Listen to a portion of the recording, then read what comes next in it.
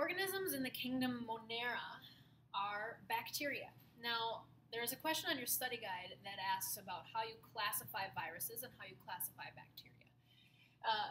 If you are reading that technically, the answer is that you don't classify viruses because the classification system that we use in biology classifies living things. Viruses aren't living. They mimic living things because they are inside of a host, but they are not living organisms. So bacteria, however, are living, and so they are classified as kingdom Monera. Now, the way that we look at this is that we have a couple different groupings of types of bacteria in Monera. The first one is Archaebacteria.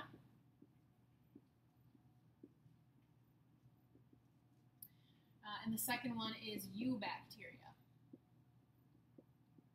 Archaebacteria literally means ancient bacteria. These are the types that we don't normally encounter on a daily basis, thankfully. These guys live in areas that are really salty, really hot, really nasty places for normal, average living things to be at. Eubacteria is what we call true bacteria. These are the types of bacteria that we encounter on our skin, in our digestive system, doorknobs, desks, all of these things are eubacteria. There's more in-depth information for you in your notes on things like halophiles and thermophiles, which is salt and temperature. So if you want to look into that, you can do that in your notes. Now, ways that we group bacteria, we look at things like shape, we look at arrangement, we look at cell wall. Shapes of bacteria are cocci, which are spherical. We have bacilli, which are rod-shaped, and we have spirilla, which are spirals. Now, there can be a combination of these. There was one person who was doing a wanted poster, and their bacteria was a coccobacilli. And so it was a combination of the two. So this, though, are the basic, this is the basic shapes of bacteria. Arrangements, we do have just single on their own, but the ones that are together, we have diplo, which is two cells put together. Like here we have a diplococci. Then we have strepto, which is a chain. If you've ever had strep throat, you have streptococcus bacteria, looks like that.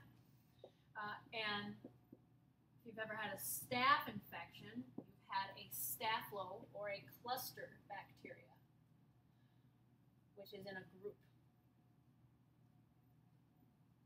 So a combination of the arrangement and the shape together can point out the type of bacteria that you have. For instance, if you have staphylo, put staphylo on the front, and then cocci bacteria, so you put the arrangement first and the shape second. So that will help you identify some bacteria. The last grouping, the last characteristic that we usually look at when we identify bacteria or when we classify them as well is the cell wall.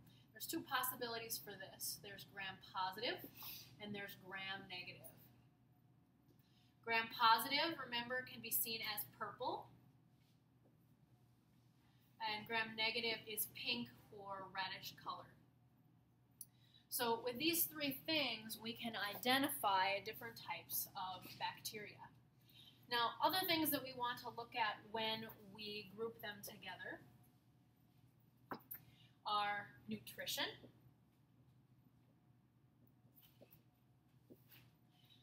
bacteria get their food or their nutrition from lots of different ways. The main two we'll talk about are heterotrophs. If you remember from the ecology unit, heterotrophs are organisms that cannot make their own food. They have to consume all of the food that we get. They get. Number two is autotrophs.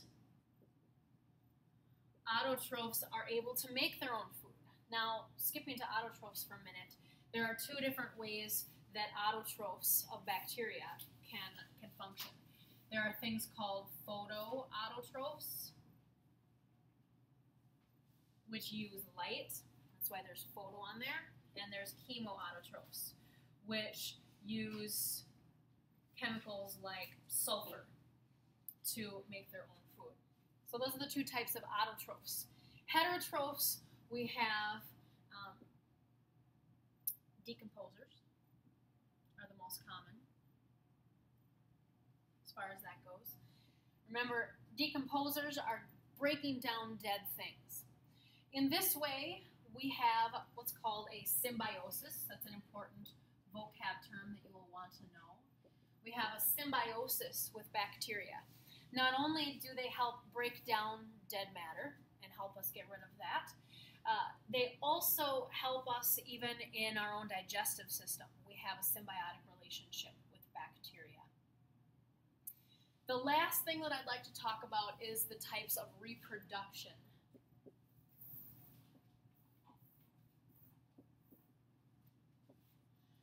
The first type of reproduction that we're going to talk about is called binary fission.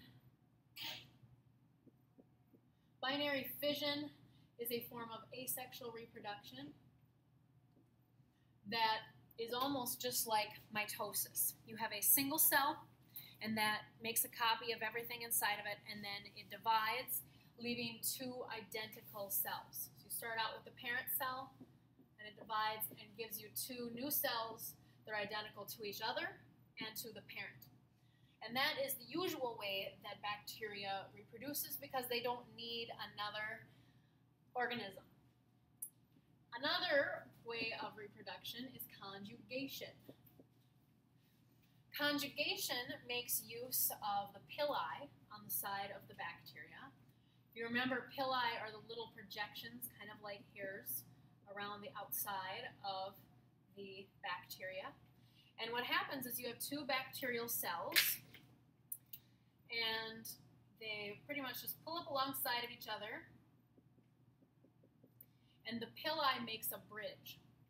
When this happens, you have some trading of genetic information occurring. So this bacteria gets some of the DNA from this bacteria, and vice versa. In this way, there's really no new cells created, but you have new genetic information that has been exchanged. Then these two cells are free to go their own way, and then they are able to go through binary fission and create new cells with a new genetic code. The last of the types of reproduction is transformation.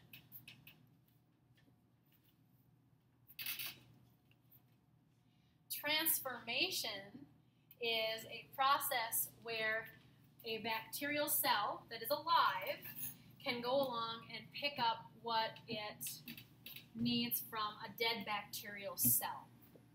So in this way, again, it gets genetic information. It's also one of the ways that you can spread bacterial resistance to bacterial cells.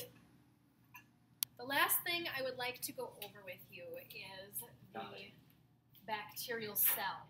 So we have inside of here, we have the genetic information, the nucleic acid. This is the circular chromosome. Also on here we have the little orange dots. Those are the ribosomes that make protein. The little hair-like projections are the pili that will later come in handy for connecting with other bacterial cells and for being motile or able to move. We have a flagella, which is a whip-like tail. So I will label these: flagella, ribosome, pili,